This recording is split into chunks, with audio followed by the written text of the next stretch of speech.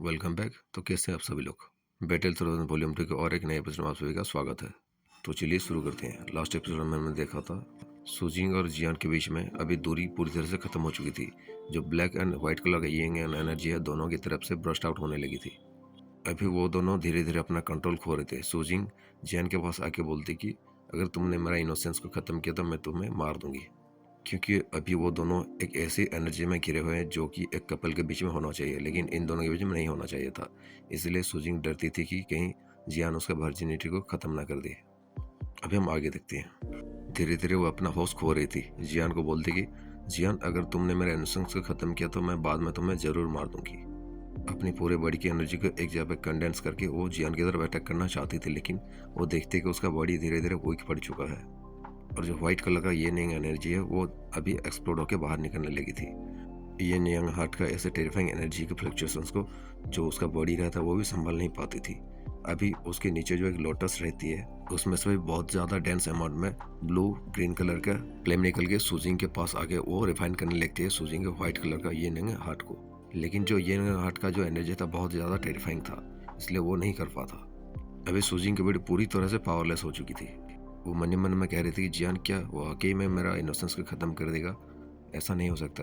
वैसे भी ये जियो कबीले के लोग ऐसे ही होते हैं। मुझे पता है अगर उसको अपॉर्चुनिटी मिला तो वो शायद नहीं छोड़ेगा, लेकिन वो कर भी क्या सकता है। उसकी आंखों में एक हेल्पलेसनेस देख सकते हैं और वो हेल्पलेस करके खुद को कंट्रोल करने की कोशिश कर रही थी। तभी black yin heart and white yin heart उन दोनों की एनर्जी बाहर निकल के एक दूसरे से मिलने के लिए बहुत ही ज़्यादा स्ट्रगल कर रहे थे, लेकिन जियान जो था वो कैसे जैसे करके थोड़ा सा उसको संभाल के रजिस्ट कर रहा था, क्योंकि जियान ने एक बार मैग्मा वॉल के अंदर ऐसी चीज़ों को एक्सपीरियंस कर चुका है, इसलिए उसको थोड़ा सा पता है। लेकिन अभी की सिचुएशन के हिसाब से ये जो एनर्जी है एक पॉइजन में बदल चुकी थी। जस्ट जैसे कि तैसे करके जियान संभाला था खुद को, लेकिन वहाँ पे एक चेंज होता है। अचानक से सुजिंग का जेड जैसी हाथे जियान के नेक को पकड़ लेती है और उसका पूरी की पूरी बॉडी जियान के आर्म में आ जाता है। जियान ऐसा फील करता है कि अभी एक वाटर स्नैक उसके गले में लपट गई है। जियान की आंखें भी लाल हो जाते हैं। जो इंचेंटिंग ब्यूटी का जो फ्रेग्रेंस रहता है वो भी जियान के सांसों में चलने लगता है। जब दोनों का बॉडी एक दूसरे टच होता है वहाँ पे एक एक्सप्लोड होता है बूम साउंड के साथ। ये ब्लैक और व्हाइट कलर का यंग इन हार्ट का एक्सप्लोजन था। सुजिंग भी इस समय फील कर लेती है कि वो किसी के बाहों में है। अभी उसकी सॉफ्ट सी बेबी जैसी बॉडी जियान के आर्म में सस्पेंडेड था। उसके बॉडी की एनर्जी से वो ऐसे फील करते उसको उसका मकसद मिल गया, यानी उसका जो यंग एंड एनर्जी का हार्ट था उसको एक डेस्टिनेशन मिल चुका था। सुजिंग की बॉडी और भी ज़्यादा वीकर होने लगती है। ये एक ऐसी ब्यूटी है जो कि दुनिया में कोई भी मर्द को थोड़ी सी भी भाव नहीं देती, लेकिन वो अभी जियान के बाहों में लीन पड़ी हुई है। हालांकि जियान के होश में अभी सब कुछ था, वो थोड़ा सा अकवर्ड फील करता है। उसकी सेंसेस उसके कंट्रोल से बाहर तो चली गई थी, लेकिन वो फिर भी अपने मन में बड़बड़ा रही थी। अभी का सिचुएशन जियान की कंट्रोल से भी बाहर जा चुका है। वो बोलता है डायमंड, अभी मैं और भी ज़्यादा संभाल नहीं सकता, मुझे ये करना ही पड़ेगा। ये सोचने के बाद जियान सुजिंग के लोअर एब्डोमेन में अपने उंगली को प्रेस करता है। जब जियान ने उसका बेली के नीचे अपना उंगली को प्रेस किया था उस समय उसका जो कपड़े रहते हैं वो भी वहाँ से रिमूव हो जाते हैं। बाय द वे सभी चीज़ें नोवेल में लिखा हुआ है। धीरे धीरे सुजिंग भी अपना आंखें बंद कर लेती है। उसको लगता है अभी सब कुछ खत्म हो चुका है। वो अपने फीलिंग्स को और भी ज़्यादा कंट्रोल नहीं कर पाती है।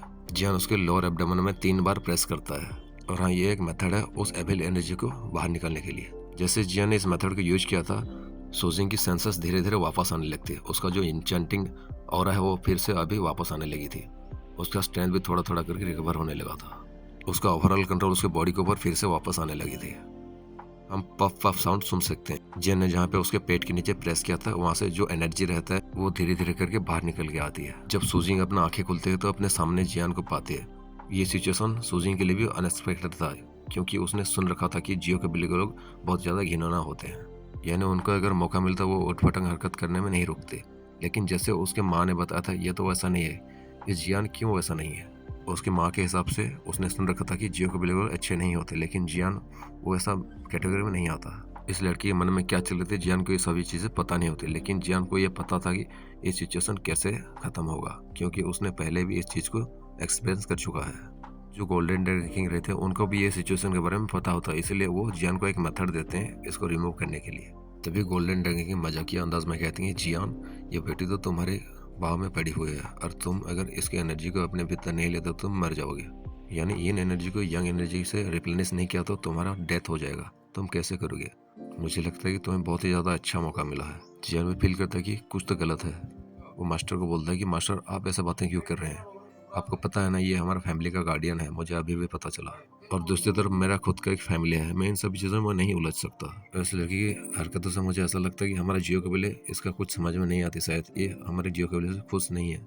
और मैं भी एक ऐसा इंसान हूँ जो कि मौका का फ़ायदा उठाना नहीं चाहता। वैसे अभी जियान को यहाँ पे मोरालेटा का याद आ रहा है, लेकिन तब वो याद नहीं आ रहा था जब वो मैग्मा वाल के अंदर था क्वीन मेडुसा के साथ। हाँ, लेकिन तब का सिचुएशन में कुछ अलग ही था। यहाँ पे जो सिचुएशन है वो भी वैसे तरीके ही सिचुएशन है। लेकिन ये कहते कि तो वो बोलते कि लेकिन मुझे इसको प्रोटेक्ट करना होगा क्योंकि ये हमारा फैमिली का गार्डियन है और भी कुछ ऐसा मिस्ट्रीज है जिसको मुझे सॉल्व करना है। ये कहते कहते वो इमोशनली सूजिंग के बॉडी को हक कर लेती है। गोल्डन ड्रैगन किंग उसको रिमाइंड कर रहा था, बोलता अबे बेवकूफ, पहले ये कहने के पहले सोच तो लिया होता। वैसे भी तुम एक ऐसा सिचुएशन में फंस चुके हो जहाँ से निकलना मुश्किल है। शायद तूने नोटिस नहीं किया उसके बॉडी में कोई भी क्लॉथ्स नहीं है। तभी जैन को कुछ समझ में आता है, वो कहता है अरे ये तो गलत हो गया। जब उसने सूजिंग का हक किया था, सूजिंग अपनी बॉडी में एक हॉटनेस को फील करती है। उसकी गाल भी पूरी तरह से लाल हो चुकी थी। सूजिंग की बॉडी भी अभी पूरी तरह से हैवी लगने लगी थी। जानवर मास्टर को गुस्से से बोलते कि मास्टर मेरे साथ खेलिए मत, मुझे बताइए कि उसको कैसे सॉल्व करना है। मुझे लगता है किसी चीज़ को इसके अंदर से बाहर निकलना पड़ेगा, मुझे मदद कीजिए। इस सुनने के बाद जो गोल्डन ड्रैगन किंग रहते हैं वो बोलते हैं कि क्या तुम वाकई इस मौके को अपने हाथ से जाने देना चाहते हो? वैसे सोच लो, अगर एक बहुत ही ज़्यादा स्ट्रांग लड़की तुम्हारे पीछे रहेगी तो उसका पूरी की पूरी बैकग्राउंड तुम्हारे साथ रहेगा। और इसकी स्ट्रेंथ के हिसाब से मुझे लगता है इसका बैकग्राउंड बहुत ज़्यादा स्ट्रांग है।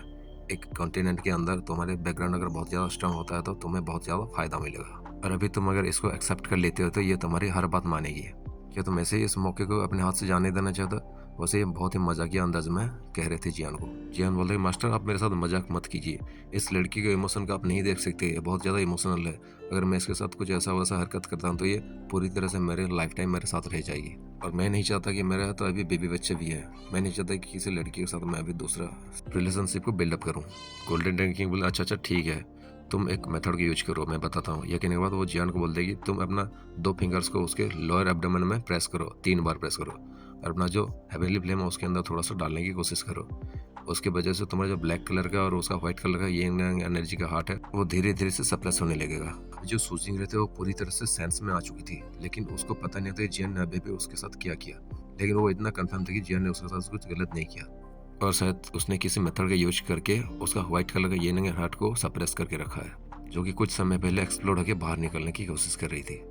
फिर वो सोचने लगती कि अभी शायद उसने सप्रेस करके तो रखा है, लेकिन कुछ समय के बाद ये शायद फिर से एक्सप्लोड होने की कोशिश करेगा। ये सोचने के बाद वो पूछता है कि जियान क्या तुमने अभी भी कुछ चीज़ किया मेरे से? अभी वो अपना ख्यालों को बदल देती कि उसने पहले जियान के अंदर से वो यंग एनर्जी को निकालने की कोशिश कर रहा था। क्या तुमने कोई स्पेशल मेथड का यूज किया अभी? सूजिंग अभी एक डीप थॉट में जाग चुका था। जैन भी बहुत ज़्यादा हेल्पलेस हो जाता है वो जब ये बातें सुनता है, क्योंकि अभी भी उसने एक अच्छे इंसान की तरह काम किया, लेकिन इसकी बातों से ऐसा लगता है कि वो इसकी नज़र में एक बुरी इंसान बन चुका है। फिर जैन अपने मास्टर से पूछने लगे मास्टर अभी हम क्या करें, क्योंकि ये एनर्जी अभी थोड़ी देर में फिर से एक्सप्लोड होने की कोशिश करेगी, इसको हम ज़्यादा देर के लिए सप्रेस नहीं कर सकते, ये बहुत ही ज़्यादा बुरा रिजल्ट को ला सकता है। कहीं अगर सिर्फ ब्लैक और व्हाइट कलर का ये एनर्जी होता है उसको सप्रेस कर लेते हैं हम दोनों, लेकिन यहाँ पे उन दोनों का ब्लड एसेंस भी इनके अंदर छिपा हुआ है, जिसकी वजह से हम दोनों उस चीज़ को सप्रेस करने के लिए नाकाम हो रहे हैं। अगर ये बात अलग है कि वो एक अगर लेजेंडरी डूडी ना होता और मुझसे थोड़ा सा वीक होता तो हम उसको कंट्रोल भी कर लेते। तभी गोल्डन ड्रैगन किंग जियान को बताते हैं कि वैसे तो हम इसको सप्रेस नहीं करते, एक ईएन और एक ईएन एनर्जी को एक दूसरे से मिलने से कभी रोक नहीं सकते, लेकिन मुझे लगता है कि तुम्हारे अंदर एक ईएन और ईएन एनर्जी पहले से ही छिपा हुआ है, जो कि इस ईएन एंड यंग एनर्जी से बहुत ही ज़्यादा कमजोर है। जियान ये बातें सुन के बहुत ज़्यादा सरप्राइज फील करता है, क्योंकि उसको पता नहीं था उसके अंदर ईएन एंड यंग एनर्जी पहले से है। तभी याद करने लगा कि कैसे उसने एक बार ब्लैक कॉर्नर रीजन में एक यिन यांग पील को खाया था, जो कि उसके मास्टर यालो के बनाया गया मेथड था। अभी वो सभी कुछ मामला समझ जाता है। वैसे अभी के मास्टर गोल्डन ड्रैगन किंग को ये पता नहीं होता कि जियान कैसे इस चीज़ को हासिल किया उसके अंदर, यानी इस यिन एनर्जी को उसके अंदर कैसे डाला था। लेकिन उनको एक मेथड मिल चुका था कि इस क्राइसिस से अभी वो लोग बाहर निकल सके, नहीं तो ये जो वुमेन है ये जियान को शायद छोड़ेगी नहीं। अभी सूजिंग पूरी तरह से काम हो चुकी थी, उसका जो कोल्डनेस था वो भी पूरी तरह से खत्म हो चुका था जियान के प्रति। वो जियान की तरफ देख के बोलता कि जियान अभी मैं क्या करूं, मुझे बताओ। लगता है फाइनली इस लड़की को थोड़ा सा जियान के ऊपर भरोसा होने लगा। वैसे भी हमें पता है जियान इतना भी ज्यादा बुरा नहीं है, वो कभी भी मौका का फायदा नहीं उठाता। अगर ऐसा ना होता तो उसने पहले ही बीस्ट माउंटेन में यूनियन के साथ और इनर एकेडमी के अंदर लिटिल फ्राई डॉक्टर के साथ कुछ गलत कर चुका होता। तभी की बात अलग है जब वो मैग्मा वॉल के अंदर था, वो दोनों ही आउट ऑफ कंट्रोल हो चुके और तब वो बहुत ही ज्यादा इमेच्योर भी था। जियान सूजिंग की इस तरह की काम बिहेव को देख के थोड़ा सा सरप्राइज फील करता है। अभी आप भी ज्यादा सरप्राइज फील मत करो, इससे आगे कुछ ज्यादा होने नहीं वाला है, लेकिन इन दोनों के बीच में एक अच्छी सी बॉन्डिंग हो जाएगी। इस टॉपिक को हम आगे देख रहे होंगे। अभी के लिए इतना ही, आगे बने रहिए हमारे साथ। मिलते हैं और एक नए एपिसोड में कल। Stay tuned and see you again.